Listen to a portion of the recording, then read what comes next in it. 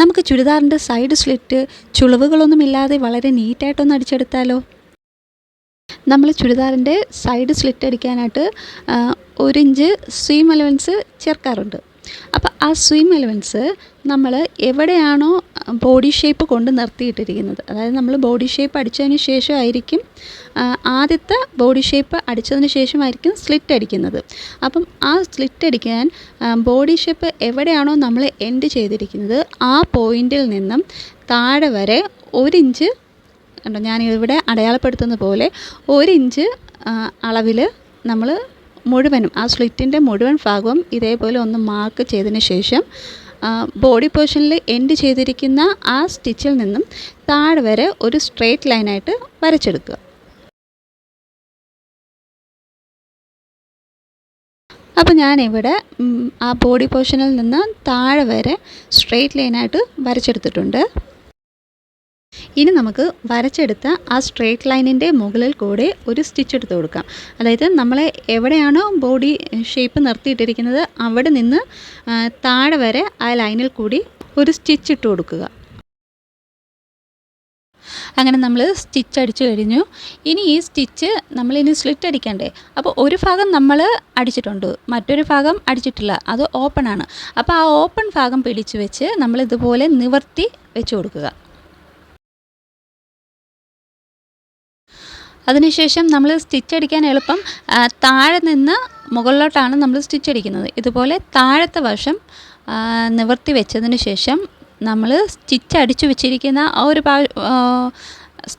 വെച്ചിരിക്കുന്ന ഒരു പോർഷൻ ഉണ്ടല്ലോ, അതായത് 1 ഇഞ്ച് നമ്മൾ വിട്ടിട്ടാണ് അടിച്ചത്. അപ്പോൾ ആ സ്റ്റിച്ച് രണ്ടായിട്ട് ഇതുപോലെ നിവർത്തി വെക്കുക.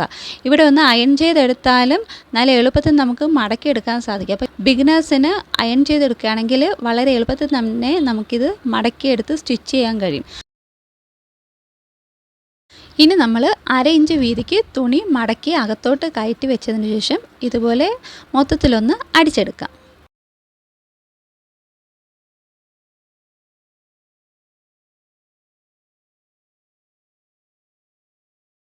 ഇനി നമ്മൾ ശ്രദ്ധിക്കേണ്ടത്, നമ്മൾ എവിടെയാണോ സ്ലിറ്റ് ഓപ്പൺ ആവേണ്ടത്, അതായത് ഷേപ്പ് എവിടെയാണോ അടിച്ച് നിർത്തിയിട്ടുള്ളത് ആ ഒരു പോയിൻ്റ് നമ്മൾ ഇതുപോലെ ഒന്ന് മാർക്ക് ചെയ്ത് കൊടുക്കുക.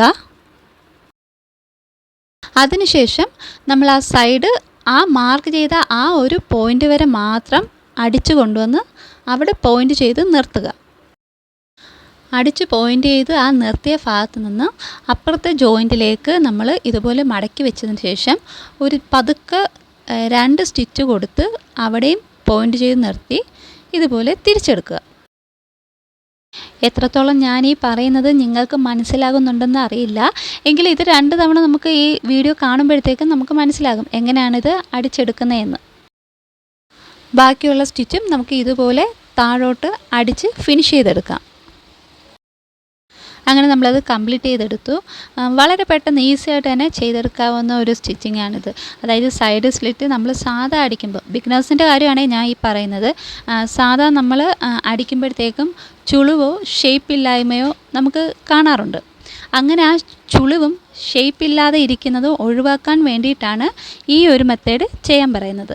കണ്ടോ, ഇവിടെ നോക്കി നല്ല സ്ട്രെയിറ്റ് ആയിട്ട് തന്നെയല്ലേ ഇരിക്കുന്നത്, ഒരു ചുളവും ഇല്ല. നമ്മൾ ഫിനിഷായിട്ടില്ല, എന്നിട്ട് പോലും നമുക്കിത് കാണുമ്പോൾ മനസ്സിലാകും എത്രത്തോളം ഫിനിഷിംഗ് ഉണ്ട് ഇതിനെന്ന്.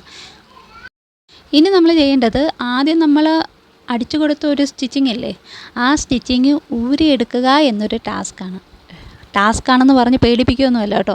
വളരെ എളുപ്പത്തിൽ തന്നെ നമുക്കത് ഊരിയെടുക്കാൻ പറ്റും. ഇതുപോലെ നമുക്ക് ത്രെഡ് കട്ടറോ അല്ലെങ്കിൽ പിന്നോ സേഫ്റ്റി പിന്നോ എന്തെങ്കിലുമൊക്കെ വെച്ചിട്ട് ജസ്റ്റ് നമ്മൾ, കാരണം അത് ലോക്ക് ചെയ്ത് കൊടുത്തിട്ടില്ല, ലോക്ക് ചെയ്ത് കൊടുക്കാത്തത് കൊണ്ട് നമുക്ക് പെട്ടെന്ന് തന്നെ അതിൻ്റെ തുമ്പ് പിടിച്ച് വലിച്ചാലും ഊരിപ്പോകും.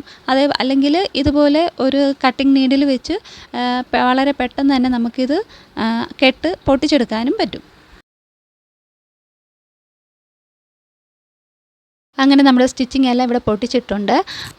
എൻഡ് പോർഷൻ ആകുമ്പോഴത്തേക്കും അവസാനം നമ്മൾ ജോയിൻ ചെയ്ത ആ ഭാഗം ഉണ്ടല്ലോ, അവിടെ സൂക്ഷിച്ച് പൊട്ടിക്കണം. കാരണം നമ്മൾ ക്രോസ് ചെയ്ത് പോയ ഒരു ഭാഗമുണ്ട്, അതും ചേർത്ത് നിങ്ങൾ പൊട്ടിച്ചെടുക്കരുത്. ആ നൂല് അവിടെ തന്നെ വേണേ, നടുക്ക് അടിച്ച നൂല് മാത്രം പൊട്ടിച്ചാൽ മതി. ഇനി നമ്മുടെ അടുത്ത ടാസ്ക്കാണ് ഈ പൊട്ടിച്ചെടുത്ത നൂലിൻ്റെ ബാക്കി ഭാഗം, അവശിഷ്ട ഭാഗം എന്നൊക്കെ പറയും. അങ്ങനത്തെ ഭാഗം എല്ലാം ഇവിടെ കാണും, അതെല്ലാം പിടിച്ച് വലിച്ചെടുത്ത് കളയുക. എന്നാലേ ഒരു നീറ്റ്നെസ് കാണത്തുള്ളൂ. നീറ്റ്നെസ് ഉണ്ടെങ്കിലേ കസ്റ്റമർ ഇഷ്ടപ്പെടുത്തുള്ളൂ. അപ്പോൾ നമുക്കതെല്ലാം പതുക്കെ എടുത്ത് കളയാവേ. അങ്ങനെ നമ്മുടെ രണ്ടാമത്തെ ടാസ്കും വിജയകരമായി കംപ്ലീറ്റ് ചെയ്ത് കഴിഞ്ഞു. ഇനി നമ്മൾ ചെയ്യുന്നത് സ്ലിറ്റിൻ്റെ എഡ്ജ് നമ്മൾ അടിച്ചിട്ടില്ല. അപ്പോൾ ആ എഡ്ജ് പോയിൻറ്റും കൂടെ സ്റ്റിച്ച് ചെയ്ത് കൊടുത്താൽ മാത്രമേ നമുക്കൊരു ഫിനിഷിങ് കിട്ടത്തുള്ളൂ. അപ്പോൾ നമുക്ക് ആ എഡ്ജ് പോയിൻറ്റ് മൊത്തത്തിലൊന്ന് സ്റ്റിച്ച് ചെയ്തെടുക്കാം. അങ്ങനെ നമ്മുടെ സ്റ്റിച്ചിങ് ഒക്കെ കംപ്ലീറ്റ് ചെയ്ത് കഴിഞ്ഞു. കണ്ടോ എത്ര പെർഫെക്ഷനോട് കൂടിയാണ് നമുക്കത് കിട്ടിയത്. ഒരു ചുളിവും ഇല്ല. അയൺ ബോക്സ് വെച്ച് തേച്ചതുപോലെ തന്നെ ഉണ്ട്. ഞാൻ പല വീഡിയോയിൽ ഇങ്ങനെ തന്നെയാണ് പറയുന്നത്, അയൺ ബോക്സ് വെച്ച് തേച്ചതുപോലെ ഉണ്ട്. ആരും കളിയാക്കണ്ട. കറക്റ്റ് എനിക്ക് തോന്നിയതാണ് ഞാൻ പറയുന്നത്. കാരണം അയൺ ബോക്സ് വെച്ച് ഞാൻ ഇത് അയൺ ചെയ്തിട്ടില്ല. എന്നിട്ട് പോലും അത്ര പെർഫെക്ഷനിൽ കിട്ടണമെങ്കിൽ ഇങ്ങനെ ആ സ്റ്റിച്ച് ചെയ്തത് കൊണ്ടാണ് കിട്ടിയത്. അപ്പോൾ ഇതുപോലെ ഒന്ന് ചെയ്ത് നോക്കിക്കേ. നല്ല എളുപ്പത്തിൽ നമുക്ക് ചെയ്യാനും പറ്റും. നല്ല വൃത്തിയോടുകൂടി നമുക്ക് സ്ലിറ്റ് ചെയ്തെടുക്കാനും പറ്റും. അപ്പോൾ നിങ്ങൾക്ക് ഈ സ്റ്റിച്ചിങ് വീഡിയോ ഇഷ്ടപ്പെട്ടാൽ ഒന്ന് ലൈക്ക് ചെയ്തേക്കണേ. കൂടെ ആ സബ്സ്ക്രൈബ് ബട്ടൺ കൂടി ഒന്ന് പ്രസ് ചെയ്താൽ ഐ ആം വെരി ഹാപ്പി. അത് നിങ്ങളുടെ ഇഷ്ടമാണേ. Thank you.